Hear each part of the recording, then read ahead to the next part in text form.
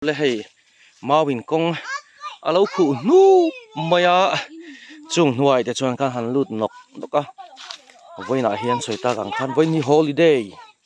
chol ani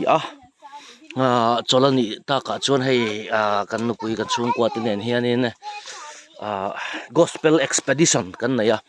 pathian thil siam ro pui zia te muturin tu na hianin kong pui tangin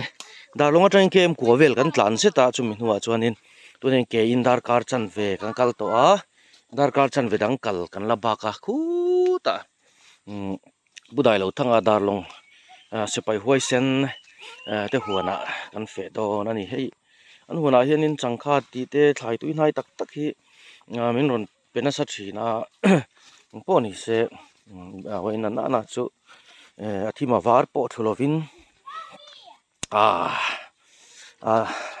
beka than tui far zoin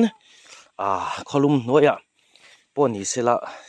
ikal chokang ugan te hei an pure me man nu fa hianin tunai mi te chu kong le lama chuanin ram huai huan thlai te hin lo nei ngai lowa ke ni te hi chu no pan line lo te kan lo nei zak zak to poimo thang te kan lo ti to anni anu ho hianin chung le experience lo la he thim ve vak lo ni hei sap tong the ka mang ngai vak lo ko na hian ka mang tam ngai lo wa minan man nas na jong te ka mang ai lo boi ne ro chu khan video sia mai roi chon mau to ni kina kan lo don ne ka lai nai po kham chung ro chu hei tu nai chonin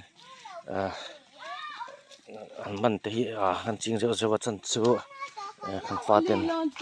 kin zelan la thir le tu la tal kan han ti ni. This one is a small bridge. Wow, Mr. Tay Tay. He is going to step on the small bridge. Wow, I like him so much.